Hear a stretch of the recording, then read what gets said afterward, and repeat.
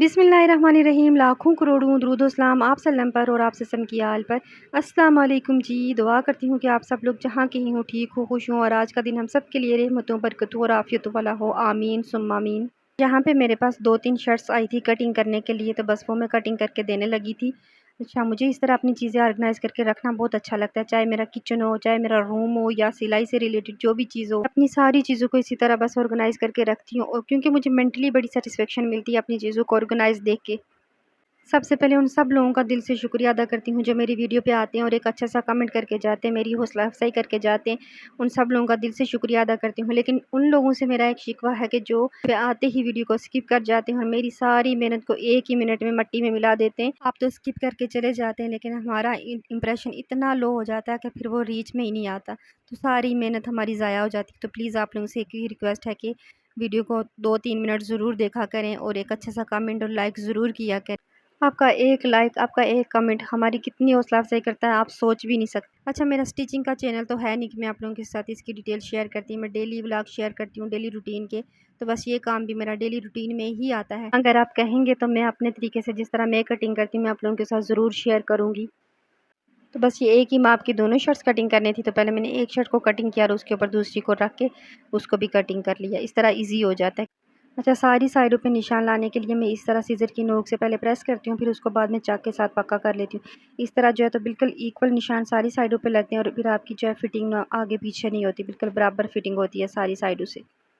उसके बाद मैं बनाने लगी थी अपने लिए हेयर ऑयल। मेरा ख़त्म हुआ था तो मैं बनाने लगी थी। मैंने सोचा आप लोगों के साथ भी वीडियो शेयर करूं। अच्छा, जितनी भी रेमेडीज़ इससे पहले मैंने आप लोगों के साथ शेयर की और आगे भी शेयर करूंगी, वो सब मुझे यूज़ करते हुए तकरीबन 3-4 साल तो हो ही गए। बाज़ार से इतने महंगे ऑयल ख़रीदने से बेहतर है कि आप घर में तैयार करें और चंद पैसों में आपके जो है ना अच्छा ऑयल तैयार हो जाता है। और मुझे ये बड़ा इफेक्टिव लगता है और 3-4 साल हो गए मुझे इसको यूज़ करते हुए। जब से मैंने ये यूज़ किया, एक दफ़ा मैंने बना के यूज़ किया, मुझे इसका फ़ायदा हुआ, तो फिर मैंने इसको छोड़ा ही नहीं। अब मैं आम ऑयल जो है ना सरसों का यूज़ ही नहीं करती या कोई और यूज़ ही नहीं करती। तो ये जो एलोवेरा का मैंने देखा था, बड़ी वीडियो जो है ना वायरल हुई थी, तो मैंने भी वही किया। अच्छा, फर्स्ट टाइम मैंने इस तरह किया, लेकिन मेरा तो नहीं बना। 3 दिन मैंने पहले रखा, फिर चौथे दिन भी रखा। 3 दिन में इसमें कोई फ़र्क नहीं आया, वैसे के वैसा ही एलोवेरा, ये एलोवेरा में ये जो है मेथी दाना वैसा का वैसा ही था और आज भी वैसा ही है। लेकिन अब मुझे लग रहा था कि एक दिन अगर मैंने और छोड़ा तो ये ख़राब हो जाएगा, तो इससे बेहतर है कि मैं ख़राब होने से मैं इसको बना लूँ। तो बस इसी तरह मैंने इसको जो है ना ऑयल में डाल लिया था। मुझे नहीं पता, शायद मुझसे कोई गलती हुई हो या क्या हुआ हो, लेकिन जिस तरह वीडियो में बताया था मैंने वैसे ही किया, लेकिन मेरा तो खैर नहीं बना। चलो नेक्स्ट टाइम मैं फिर इसकी ट्राई करूँगी। और उसके बाद इसमें मैंने रोज़मेरी लीव्स, लौंग और रीठे डाल दिए थे, और मैं इसमें जो है ना कलवंजी भी डालनी थी, जो कि मैं बिल्कुल भूल ही चुकी थी, मैंने बाद में भी नहीं डाली। अब मैं जब वीडियो एडिट कर रही थी और उस वक्त मुझे याद आई कि मैंने इसमें कलवंजी भी ऐड करनी थी। खैर, आप लोगों ने भी ज़रूर ऐड करनी है। तो जितना आपने ऑयल बनाना उस हिसाब से मैंने, मेरे कोई 15-20 लौंग थे और बाकी रोज़मेरी लीव्स के 2-3 चम्मच थे, बाकी रीठे थे, और ये ऐड करके, और उसके बाद एक प्याज जो है ना बड़ी साइज़ की वो काट के वो भी ऐड कर लिया। अच्छा, इससे पहले मैं मेथी दाना भी ऐसे ही डालती थी और एलोवेरा भी काट के ऐसे ही डाल देती थी। फर्स्ट टाइम मैंने इस तरह यूज़ किया, लेकिन वो तो नहीं बना, लेकिन है। अच्छा, इससे पहले मैं आप लोगों के साथ एक लोशन की रेमेडी शेयर की थी और एक होममेड सीरम की शेयर की थी। अच्छा, लोशन आप मेरे हाथ खुद ही देख सकते हैं, मैंने कोई फ़िल्टर नहीं लगाया हुआ, कुछ भी नहीं लगाया हुआ। तो लोशन की मैंने रेमेडी शेयर की थी, वीडियो है, अगर आप देखना चाहें तो ज़रूर देख लें। थोड़े से पैसे आपके लगते हैं तो आपकी 3-4 माह की चीज़ तैयार हो जाती है, बजाय इसके कि आप बाज़ार से इतनी महंगी चीज़ें लेके आए, वो 1 माह भी नहीं चलती।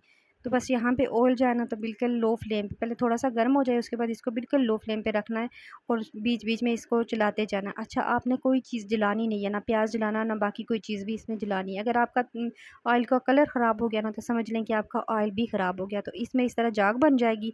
तो जाग बनने के बाद जब ये जाग ख़त्म होगी ना, तब आपका जो है ना ऑयल तैयार हो जाएगा। अच्छा, प्याज को हल्का हल्का जो है ना देखें ब्राउन हो रहा है, प्याज ब्राउन करना है, जलाना नहीं है बिल्कुल भी।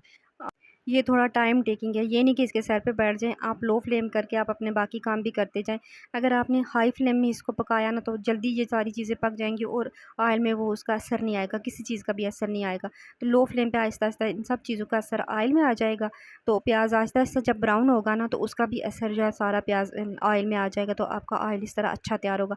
लेकिन अगर आप हाई फ्लेम करके पकाएँगे ना, तो फिर आपका ऑयल में वो असर भी नहीं आएगा और आपका ऑयल उस तरह बनेगा भी नहीं। फिर आपको वो इफ़ेक्टिव भी नहीं लगेगा और आप कहेंगे कि गलत रेमेडी बता दी ये वो।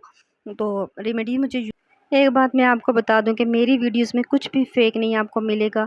कुछ भी ये नहीं कि व्यूज़ के लिए मैं कुछ भी आपको बता दूं। जो चीज़ें मैं खुद यूज़ करती हूँ, जो इफ़ेक्टिव है, मैं वही चीज़ें आप लोगों के साथ शेयर कर रही हूँ। और ये देखें प्याज इतना ब्राउन हो गया है, तो बस ये तकरीबन जो है ना ऑयल तैयार ही हो गया था। तो बस इसको मैं स्ट्रेन कर लूँगी। आप थोड़ा सा ठंडा करके कपड़े के साथ भी इसको स्ट्रेन कर सकते हैं, लेकिन मैं इस तरह स्ट्रेनर में डाल के तो बस इसको स्ट्रेन कर लूँगी और इसको थोड़ी देर छोड़ दूँगी, ताकि इसका सारा ऑयल जो है ना निकल जाए। अगर कपड़े से करेंगे तो वो फिर निचोड़ के आप निकाल लें, तो इस तरह अगर आप छोड़ेंगे। और ये देखिए मैं आपको ये दिखा रही हूँ कि कुछ भी जला नहीं है, सब कुछ बिल्कुल सही जो है ना ऑयल बना। और ऑयल का कलर भी आप देख सकते हैं कि बिल्कुल वही कलर है जो मैंने ऑयल का कलर होता है, जो पहले ऑयल का कलर था।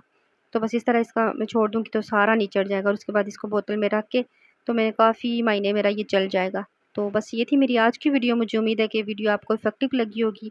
तो मिलते हैं नेक्स्ट वीडियो में। अल्लाह हाफ़िज़।